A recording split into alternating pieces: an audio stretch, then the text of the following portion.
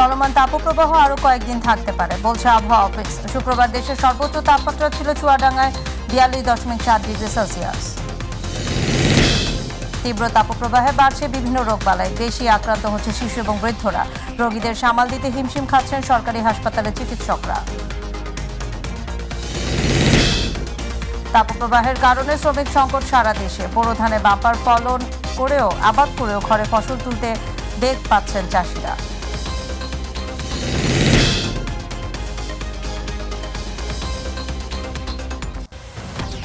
আসসালামু আলাইকুম দর্শক, মাইটিভি জেলা সংবাদে আপনাদের সবাইকে আমন্ত্রণ জানাচ্ছে আমি নাদিয়া আলম। এতক্ষণ শুনছিলেন শিরোনাম, চলে যাব বিস্তারিত সংবাদে। প্রতিদিনই রেকর্ড করে বাড়ছে তাপপ্রবাহ। তীব্র তাপে স্থবির হয়ে যাচ্ছে জনজীবন। শুধু তাপপ্রবাহ নয়, পাল্লা দিয়ে বাড়ছে সুপেয় পানির সংকট। এছাড়াও চাষাবাদে পানির সংকট প্রকট আকার ধারণ করছে। এমন পরিস্থিতি থেকে বাঁচতে দেশের বিভিন্ন অঞ্চলে নামাজ আদায় করছেন ধর্মপ্রাণ মুসল্লিরা। আবহাওয়া অধিদপ্তর বলছে, চলতি মাসে তাপপ্রবাহ কমার কোনো সম্ভাবনা নেই। তবে মে মাসের শুরুতে বৃষ্টিপাত হতে পারে। সেই বৃষ্টিপাতের তাপমাত্রা কিছুটা হ্রাস পাবে। শুক্রবার দেশের সর্বোচ্চ তাপমাত্রা রেকর্ড করা হয়েছে চুয়াডাঙ্গায় 42.7 ডিগ্রি সেলসিয়াস। এর আগে গত শনিবার মৌসুমের সর্বোচ্চ তাপমাত্রা রেকর্ড করা হয়েছিল যশোরে 42.6 ডিগ্রি সেলসিয়াস। তাপমাত্রার এমন আচরণে কয়েক দফা হিট অ্যালার্ট জারি করে আবহাওয়া অধিদপ্তর।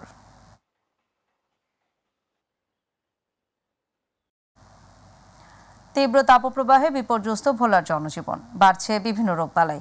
এতে সবচেয়ে বেশি আক্রান্ত হচ্ছে শিশু এবং বৃদ্ধরা। ফলে চাপ বেড়েছে ভোলার 250 শয্যা হাসপাতালে। বাড়তি রোগীর চাপে সরকারি হাসপাতালে চিকিৎসা না পেয়ে অনেক রোগী ছুটছেন অন্যত্র। অন্যদিকে রোগীদের চাপ সামাল দিতে হিমশিম অবস্থায় চিকিৎসকদের। প্রতিনিধি আরিফ হোসেন লিটনের রিপোর্ট, জানাচ্ছেন শামতারাবিজ উচ্ছ্বাস। 250 শয্যা হাসপাতালের 2টি ভবন থাকলেও রোগীদের অতিরিক্ত চাপে বেড ফুরিয়ে অনেকের ঠাঁই হয়েছে মেঝেতে। এই চিত্র ভোলা সদর হাসপাতালের। গত 3 সপ্তাহ ধরে গরমজনিত ডায়রিয়া, নিউমোনিয়া সহ জ্বরের আক্রান্তদের সংখ্যা বেড়েই চলছে। 250 শয্যার বিপরীতে হাসপাতালে ভর্তি রয়েছে দ্বিগুণ রোগী। ফলে সঠিক চিকিৎসা সেবা পাচ্ছেন না অনেকেই। গরিব বাচ্চারা যারা সবকিছু পায় হাসপাতাল থেকে, কিছুই পায় না, সব বাইরে থেকে কিনতে হয়। কেন কিনতে হইব? থেকে কিছুই পাইনি, সব বাইরেতে আমরা কিনে আনছি। গরিব করছে, সকালে ডোজটা দিতে পারেনি, সকালে ডোজ দিছি দুপুর বেলা। তাহলে এটা কি সমস্যা না? রোগী ও স্বজনদের অভিযোগ, হাসপাতালের অব্যবস্থাপনা ও অপরিষ্কার পরিবেশে চলছে কার্যক্রম। ফলে সরকারি সকল সুযোগ সুবিধা থেকে বঞ্চিত হচ্ছেন তারা। এখানে রিপোর্টের ব্যবস্থা নাই, আমার বাইরে যাওয়া করাইতে আনতেছে। বাড়ি থেকে করানোর পরে ওনার কাছে আবার আসি, উনি বলছে আমার টাইম নেই, টাইম শেষ। আমার নাতি একবারে অসুস্থ, পাতলা পায়খানা, যেমন জ্বর, এমন বড় ডাক্তার কাল রাত্র আইয়ে না, সকালও আইয়ে না, অনও আইয়ে না। অন্যদিকে হাসপাতালের তত্ত্বাবধায়ক জানান, রোগীর সংখ্যা বৃদ্ধির কারণে কিছুটা সংকট তৈরি হয়েছে। তবে তারা চেষ্টা করছেন রোগীদের সঠিক চিকিৎসা প্রদানে। আজকে যেমন 390 জন রোগী ভর্তি আছে। বাড়তি রোগীকে আমরা সেবা দিতে গিয়ে কখনো কখনো কিছু রুটিন ওষুধও সাময়িক সময়ের জন্য কমে যায়। আমরা চেষ্টা করি দ্রুত সেটি আমাদের অন্যান্য খাত থেকে উপযোজন করে সেটি সংগ্রহ করার জন্য, এবং আমরা সেবা চালিয়ে নিই সেভাবেই। জেলায় এ পর্যন্ত 2494 জন ডায়রিয়া ও 209 জন নিউমোনিয়া আক্রান্ত হয়েছে। আর নিউমোনিয়ায় মারা গেছে 4 জন। শামতারাবিজ উচ্ছ্বাস, মাইটিভি নিউজ ডেস্ক। তীব্র তাপপ্রবাহে কুষ্টিয়ায় জনজীবন যখন বিপর্যস্ত, ঠিক তখন সংকট সুপেয় পানির। নদ নদী, খালবিল প্রায় পানি শূন্য। টিউবওয়েলেও মিলছে না পানি। ফলে দুর্বিষহ হয়ে উঠেছে মানুষের স্বাভাবিক জীবনযাত্রা। বিশেষজ্ঞরা বলছেন, এই অবস্থা থেকে পরিত্রাণ পেতে অবশ্যই ভূগর্ভস্থ পানির যত্রতত্র ব্যবহার রোধ করতে হবে। প্রতিনিধি আব্দুর রাজ্জাক বাচ্চুর তথ্য ও ভিডিও চিত্রে প্যাট্রিক দি কস্তার রিপোর্ট। তীব্র গরমে ত্রাহি অবস্থা সাধারণ মানুষের। প্রায় পানি শূন্য নদী, খাল, বিল। টিউবওয়েলও উঠছে না পানি। ফলে সুপেয় নিরাপদ পানির অভাব এখন কুষ্টিয়ায়। দুর্বিষহ হয়ে উঠেছে জনজীবন। কুষ্টিয়ার গড়াই নদী এখন শুধু নামেই নদী। নদী তীরবর্তী এলাকার মানুষও ভালো নেই। নদীতে পানি না থাকায় ভয়াবহ বিপদে পড়েছেন নদী তীরবর্তী মানুষেরা।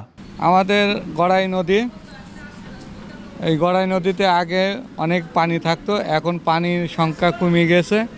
এই পানির সংখ্যা কমাতে আমাদের উপরে টিউবওয়েলে পানি পাওয়া যাচ্ছে না। গবাদি পশুর দিক থেকেও ক্ষতিগ্রস্ত হইতেছে, পাইতেছে না পানি, তারা ঠিক মতো পানি পাচ্ছে না। বিরাট সংকট হয়েছে। 10 বালতি পানি নিয়ে আসলেও আমার সেই পানিতে আমরা কুলিতে পারতেছি না, খুব কষ্ট হচ্ছে। আর কত কষ্ট করা যায় আপনারা দেখুন না, একটু চেষ্টা করে দেখুন আমরা কি কষ্ট করছি, আর কষ্ট করতে পারছি না। সুপেয় পানির অভাবের পাশাপাশি সেচের পানিরও চরম সংকট চলছে, ব্যাহত হচ্ছে বোরো আবাদ। সেচ প্রকল্প দেখা যাচ্ছে, কৃষিক্ষেত দেখা যাচ্ছে, এতে দেখা যাচ্ছে ধুকে ধুকে শেষ হয়ে যাচ্ছে। না হলে তো পানির সংকটে মানুষজন তো অসহায় হয়ে যাচ্ছে। যে জায়গায় হয়েছে 30 মন হয়েছে ভুট্টা বলতে, সেই জায়গায় 10 মন হচ্ছে। যে জায়গায় ধান 20 মন আছে, সেই জায়গায় 5 মন আছে। কোনো ভূত কাছেই যাচ্ছে না। তবে আমরা এই কৃষি মানুষ কিভাবে বাঁচবে?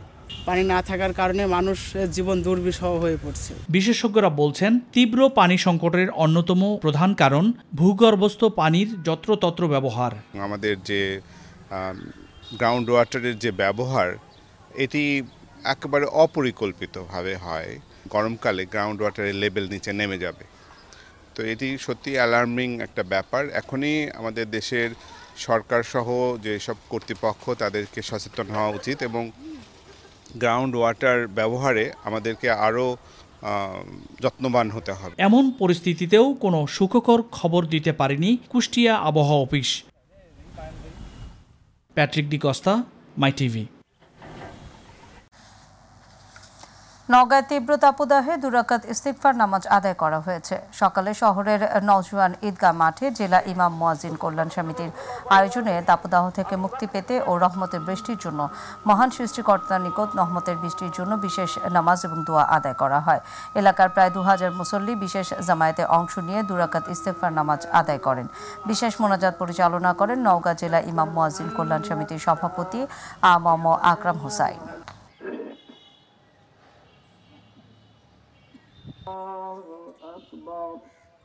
কিছু নয়, আপনার হাবিবের মেহেরবানি আমাদের আত্মীয় স্বজনদেরকে মাফ করে দাও। ভোলার দৌলতখানের তীব্র তাপদাহ থেকে রক্ষায় বৃষ্টির জন্য সালাতুল ইস্তিগফার নামাজ আদায় করেছেন মুসল্লিরা। দৌলতখান পৌর শহরের অধ্যক্ষ জাকির হোসেন পাঠাগার মসজিদ মাঠে এই নামাজ অনুষ্ঠিত হয়। নামাজ আদায় শেষে মোনাজাতে আল্লাহর কাছে তাপদাহ থেকে মুক্তি এবং বৃষ্টির জন্য কান্নায় ভেঙে পড়েন মুসল্লিরা। আশেপাশের এলাকা থেকে কয়েকশো মুসল্লি নামাজে অংশ নেন। মোনাজাত পরিচালনা করেন দৌলতখান মডেল মসজিদের পেশ ইমাম মুফতি রেজাউল করিম বোরহানি।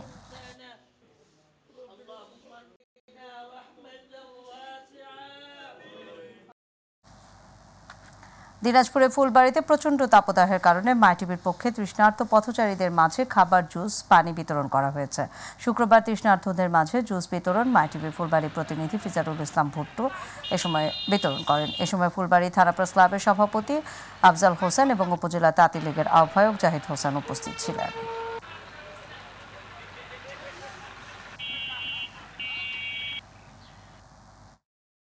বাগেরহাটের রামপালে ট্রাক চাপায় 3 ভ্যান যাত্রী নিহত হয়েছে। এ ঘটনায় আরও 2 জন আহত হয়েছে। সকালে খুলনা মোংলা মহাসড়কের চেয়ারম্যানের মোড় এলাকার বিপরীত দিক থেকে আসা ইঞ্জিন চালিত ভ্যানের সাথে ট্রাকের মুখোমুখি সংঘর্ষে এই ঘটনা ঘটে। এ সময় সাইদ মোড়ল নামে এক ভ্যান যাত্রী ঘটনাস্থলে নিহত হন। অপর 2 জন হাসপাতালে নেওয়ার পথে মারা যায়। তারা হলেন আজাদ এবং মনি। জেলা পুলিশের মিডিয়া সেলের বাবু আক্তার জানান, সংবাদ পেয়ে রামপাল থানা পুলিশ এবং ফায়ার সার্ভিস দ্রুত ঘটনাস্থলে হাজির হন। ঘাতক চালক এবং ট্রাক পুলিশ হেফাজতে রয়েছে। পূর্বশত্রুতার জেরে মাদারীপুরে কালকিনিতে হাত বোমা হামলার ঘটনা ঘটেছে। এতে কমপক্ষে 10 জন আহত হয়েছে। শুক্রবার সন্ধ্যায় উপজেলার আলীনগর ইউনিয়নের উত্তর কানাইপুর গ্রামে এই ঘটনা ঘটে। পরে আহতদের উদ্ধার করে কালকিনি উপজেলা স্বাস্থ্য কমপ্লেক্সে নিয়ে যান স্বজনরা। গুরুতর আহত 8 জনকে উন্নত চিকিৎসার জন্য বরিশাল এবং ঢাকার বিভিন্ন হাসপাতালে পাঠানো হয়েছে। খবর পেয়ে ঘটনাস্থল এবং হাসপাতাল পরিদর্শন করেছে কালকিনি থানা পুলিশ। ব্রাহ্মণবাড়িয়া ফুটবল খেলা নিয়ে প্রতিপক্ষের ছুরিকাঘাতে ইয়াকুব নামের এক যুবক নিহত হয়েছে। শুক্রবার সন্ধ্যায় সদর উপজেলার নাটাই দক্ষিণ ইউনিয়নের নরসিংসার এ বাড়ি উচ্চ বিদ্যালয় মাঠে এই ঘটনা ঘটে। এই সময় আরও 5 জন আহত হয়েছে। নিহত ইয়াকুব ওই গ্রামের নাজাতের গোষ্ঠীর মৃত আবদুল্লার ছেলে। সদর থানার ভারপ্রাপ্ত কর্মকর্তা আসলাম হুসাইন জানান, হত্যার খবর পেয়ে এলাকায় পুলিশ পাঠানো হয়েছে। ঘটনার সাথে জড়িতদের গ্রেফতারে অভিযান চলছে। এলাকায় অতিরিক্ত পুলিশ মোতায়েন করা হয়েছে। ফরিদপুরের মধুখালী উপজেলার জুমাইন ইউনিয়নের পঞ্চপল্লীতে মন্দিরে আগুন দেওয়ার গুজব রটিয়ে পিটিয়ে এবং ইট দিয়ে মাথা থেতলিয়ে 2 ভাই আরশাদুল এবং আশরাফুল হত্যার ঘটনা স্থানীয় ডুমাইন ইউনিয়নের চেয়ারম্যান শাহ আসাদুজ্জামান তপন এবং ১ নং ওয়ার্ড মেম্বার অজিত কুমার সরকারের সরাসরি সম্পৃক্ততা পাওয়া গেছে। তাদের ধরিয়ে দিতে পারলে বা কোনো প্রকার তথ্য দিয়ে সহযোগিতা করলে আর্থিক পুরস্কারের ঘোষণা দিয়েছে জেলা প্রশাসক কামরুল আহসান তালুকদার। শুক্রবার জেলা প্রশাসকের সম্মেলন কক্ষে মধুখালীর ঘটনার সামগ্রিক বিষয় নিয়ে সংবাদ সম্মেলনের আয়োজন করে জেলা প্রশাসক কামরুল আহসান তালুকদার। মেহেরপুর মুজিবনগর উপজেলা পরিষদ নির্বাচনকে কেন্দ্র করে মহাজনপুর গ্রামে আওয়ামী লীগের ২ চেয়ারম্যান প্রার্থী সাবেক উপজেলা আওয়ামী লীগের সাধারণ সম্পাদক আমাম হোসেন মিলু এবং বর্তমান উপজেলা আওয়ামী লীগের সভাপতি রফিকুল ইসলাম তোতার সমর্থকদের মাঝে সংঘর্ষের ঘটনা ঘটেছে। এই ঘটনায় উভয় পক্ষের ১৩ জন আহত হয়েছে। আহতদের মধ্যে তোতার সমর্থক ইসলাম শেখের অবস্থা গুরুতর হওয়ায় তাকে রাজশাহী মেডিকেল কলেজ হাসপাতালে রেফার করা হয়েছে। মুজিবনগর থানার ভারপ্রাপ্ত কর্মকর্তা উজ্জ্বল কুমার দত্ত জানান, ঘটনাস্থলে সিসিটিভির ফুটেজ রয়েছে। ফুটেজ দেখে প্রকৃত দোষীদের বিরুদ্ধে ব্যবস্থা নেওয়া হবে।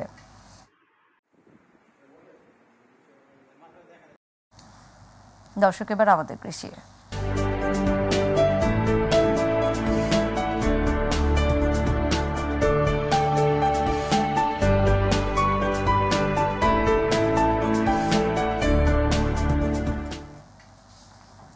দেশজুড়ে তাপপ্রবাহে অতিষ্ঠ হয়ে উঠেছে ঝিনাইদহের মহেশপুরের মানুষের স্বাভাবিক জীবনযাত্রা। বিশেষ করে চরম বিপাকে পড়েছেন জেলার বোরো চাষিরা। তীব্র গরমে দেখা দিয়েছে শ্রমিক সংকট। আবার শ্রমিক পাওয়া গেলেও গুনতে হচ্ছে বেশি টাকা। এতে সময় মতো ধান ঘরে তুলতে না পারলে লোকসান গুনতে হবে চাষিদের। প্রতিনিধি সরোয়ার হোসেনের রিপোর্ট, জানাচ্ছেন SM হামিম। তীব্র তাপদাহে চলতি বোরো মৌসুমে ধান কাটা নিয়ে শ্রমিক সংকটে পড়েছেন ঝিনাইদহের মহেশপুরের কৃষকরা। আবহাওয়া অনুকূলে থাকায় বোরো ধান বেশ ভালো হয়েছে, অথচ নেই ধান কাটার ধুম। বাধ্য হয়ে মাথায় রোদ আর তাপের মধ্যেই ধান খেতে নামছেন কৃষকরা। গরমে এই যে ধান কাটবো, কৃষকের জোন পাওয়া যাচ্ছে না, তাপমাত্রা বেশি। এই গরমে কেউ কাজ করতে পারছে না। এখন কি উপায়, কি সামনে বার ধান আমরা করতে পারবো না। মাঠে যে রোদ গরম তাপমাত্রা, আমরা জোন পাচ্ছি না, ধান আমরা কি দিয়ে কাটবো, কি করবো? প্রচুর পরিমাণ তাপ, এই জন্য জোন টোন পাওয়া যাচ্ছে না, ধান কাটা অসুবিধার মধ্যে পড়ে আছে। না, মাঠে কেউ জোন আসতে যাবে না, মাঠের পর মাঠ ধান সব পড়ে রয়েছে গরমের কারণে। বৈরী আবহাওয়া আসার আগেই দ্রুত ধান কাটার পরামর্শ দিয়েছেন স্থানীয় কৃষি অফিস। মে মাসের প্রথম সপ্তাহের মধ্যেই ধান কর্তন হয়ে যাবে এবং আমাদের কৃষকদের সবসময় পরামর্শ দিচ্ছি যে আপনারা যত দ্রুত সম্ভব, মানে 80% ধান পেকে গেলেই যেন কেটে নেন। ঝিনাইদহের মহেশপুরে এবছর বোরো মৌসুমে ২১,৫৭৬ হেক্টর জমিতে ধান চাষ হয়েছে। SM হামিম, মাই টিভি।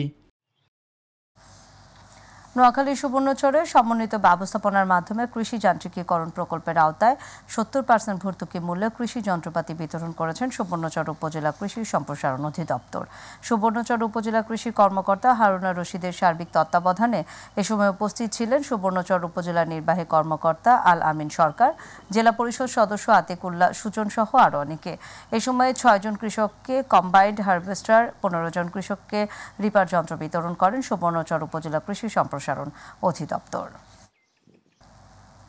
হবিগঞ্জের মাধবপুর পৌর শহরের কাটিয়ারা গাবতলী সিএনজি স্টেশনে টোল আদায়কে কেন্দ্র করে সংঘর্ষে পৌর কাউন্সিলর, পৌর কর্মচারী এবং শ্রমিক সহ কমপক্ষে 20 জন আহত হয়েছে। গুরুতর আহত অবস্থায় পৌর লাইসেন্স পরিদর্শক উৎপল চন্দ্র দেবকে উন্নত চিকিৎসার জন্য ব্রাহ্মণবাড়িয়া সদর আধুনিক হাসপাতালে প্রেরণ করা হয়েছে। এই ঘটনায় পৌর মেয়র হাবিবুর রহমান মানিক সংবাদ সম্মেলন করে সরকারি কাজে বাধা প্রদান এবং পৌর কাউন্সিলর কর্মচারীদের মারধরের ঘটনায় জড়িতদের শাস্তি দাবি করেন।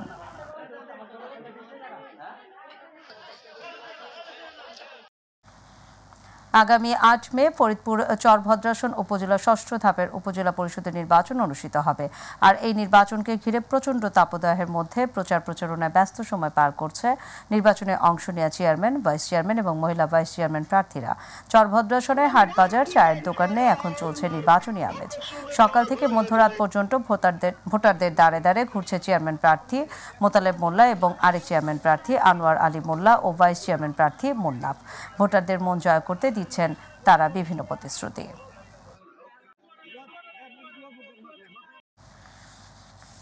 জামালপুরের সরিষাবাড়িতে প্রথম ধাপে উপজেলা পরিষদ নির্বাচনে অংশগ্রহণকারী প্রার্থী, চেয়ারম্যান, ভাইস চেয়ারম্যানদের সাথে সাংবাদিকদের মতবিনিময় সভা অনুষ্ঠিত হয়েছে। শুক্রবার সরিষাবাড়ি প্রেস ক্লাব হল রুমে সুলাইমান হোসেনের সভাপতিত্বে মতবিনিময় সভায় উপস্থিত ছিলেন চেয়ারম্যান পদপ্রার্থী রফিকুল ইসলাম রফিক, ভাইস চেয়ারম্যান প্রার্থী আলামিন হোসেন শিবলু। এর আগে উপজেলা আওয়ামী লীগের উপদেষ্টা মণ্ডলীর সদস্য চেয়ারম্যান পদপ্রার্থী তালেব উদ্দিনের সাথে মতবিনিময় করা হয়। উপজেলা নির্বাচনকে সামনে রেখে যশোর সদর উপজেলার ৯ নং আরবপুর ইউনিয়নের কৃষক লীগের কর্মীদের সক্রিয় এবং শক্তিশালী করার লক্ষ্যে কর্মী সভা মতবিনিময় অনুষ্ঠান অনুষ্ঠিত হয়েছে। গতকাল আরবপুর ইউনিয়ন কার্যালয়ে কৃষক লীগের আয়োজনে কর্মী সভা মতবিনিময় অনুষ্ঠানে ইউনিয়নের কৃষক লীগের সভাপতি আব্দুল মান্নানের সভাপতিত্বে প্রধান অতিথি ছিলেন আওয়ামী লীগ নেতা যশোর সদর উপজেলা কৃষক লীগের উপদেষ্টা তৌহিদ চাকলাদার ফাট্টু। মহান মে দিবস উদযাপন উপলক্ষে কুষ্টিয়া প্রস্তুতি সভা করেছে জাতীয় শ্রমিক লীগ। গতকাল শহরতলির মিল লাইনে মহিলা শ্রমিক লীগের কার্যালয়ে অনুষ্ঠিত প্রস্তুতি সভায় প্রধান অতিথি ছিলেন জাতীয় শ্রমিক লীগ কুষ্টিয়া জেলা শাখার সাধারণ সম্পাদক আমজাদ আলী খান। জেলা শ্রমিক লীগের সহ সভাপতি জিল্লুর রহমানের সভাপতিত্বে প্রস্তুতি সভায় শ্রমিক লীগের বিভিন্ন পর্যায়ের নেতৃবৃন্দরা উপস্থিত ছিলেন।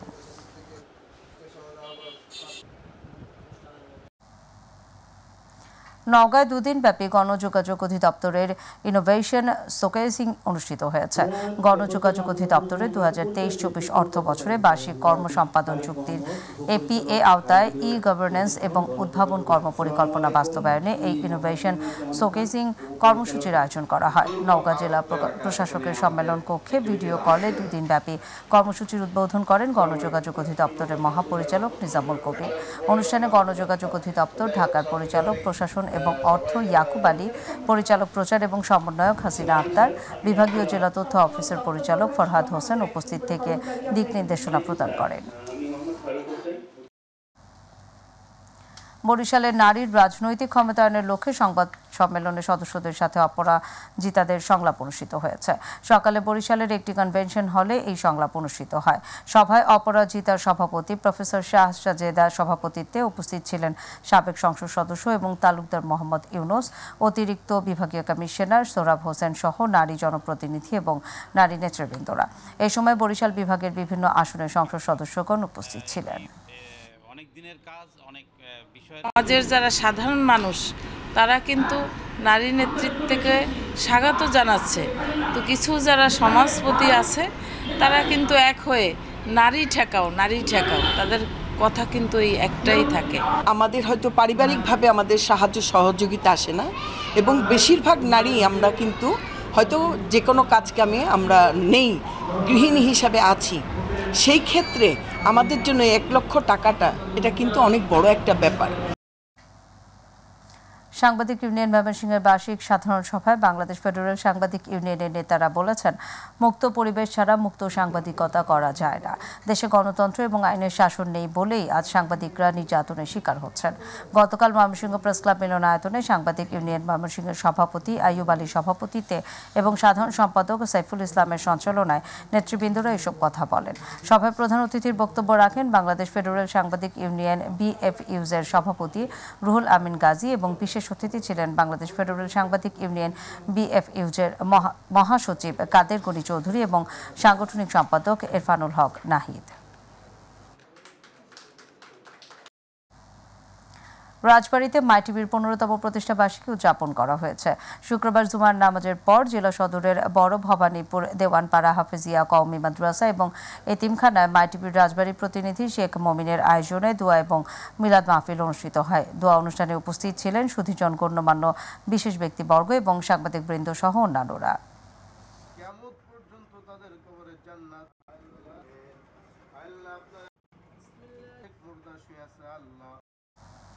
দর্শক, মাইটিভি জেলা সংবাদের একেবারে শেষ প্রান্তে আমরা, তবে যাবার আগে শিরোনাম জানিয়ে দেবো আরও একবার।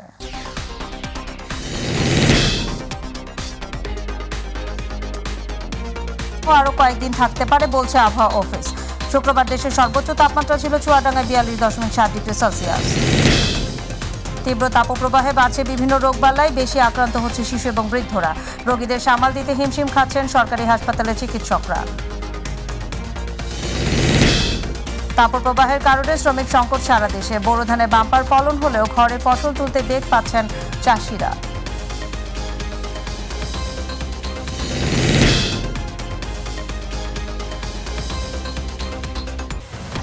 দর্শক সাথে থাকার জন্য ধন্যবাদ। এছাড়া ইউটিউবে মাইটিভি সংবাদ পেতে ভিজিট করুন youtube/mytv নিউজ এবং আমাদের সকল অনুষ্ঠান দেখতে ভিজিট করুন youtube/mytv বাংলা, facebook/mytv বাংলা। আমাদের পরবর্তী সংবাদ বেলা 12টা 30 মিনিটে দেখার আমন্ত্রণ জানিয়ে বিদায় নিচ্ছে আমি নাদিয়া আলম। আল্লাহ হাফেজ।